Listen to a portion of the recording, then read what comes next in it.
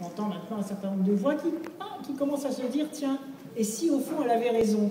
Depuis la première crise de 2008, je demande cela. Je demande la distinction au sein des banques de l'activité de dépôt et de l'activité spéculative. Je demande la réforme des tarifications bancaires qui sont un scandale pour les petits déposants, qui sont obligés de payer des taux d'intérêt en fin de mois, alors qu'en début de mois, leurs excédents ne sont pas rémunérés. Je demande depuis 2008 l'interdiction pour la spéculation. On me dit que ce n'est pas possible. On convoque à toute hâte un certain nombre d'experts économiques, ceux-là même qui ont été incapables de prédire la crise et de faire pression sur le pouvoir politique pour imposer des décisions. Eh bien, il y a un pays où des règles ont été imposées aux banques et avec succès. C'est en Amérique latine, c'est dans le Brésil de Lula et c'est dans l'Argentine de Cristina Kirchner. Il y a un moment, ils en ont eu assez que les instances internationales et que les institutions financières mettent les peuples à genoux, exigent d'eux la suppression de la sécurité sociale, et ils l'ont fait. Moi, j'en ai parlé à Cristina Kirchner lorsque je suis allée la soutenir pendant sa campagne présidentielle. Et j'en ai parlé au président Lula lorsque je suis allée au Forum social. Et ils m'ont dit tous les deux ceci: on s'est laissé à un moment mettre à genoux, mettre sous tutelle.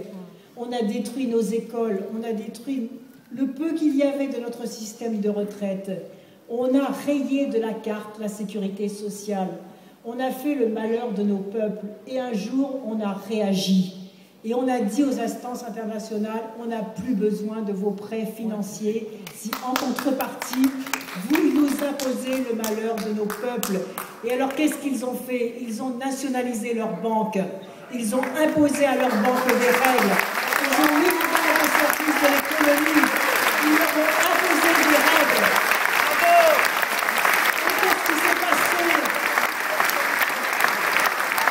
Et qu'est-ce qui s'est passé ensuite?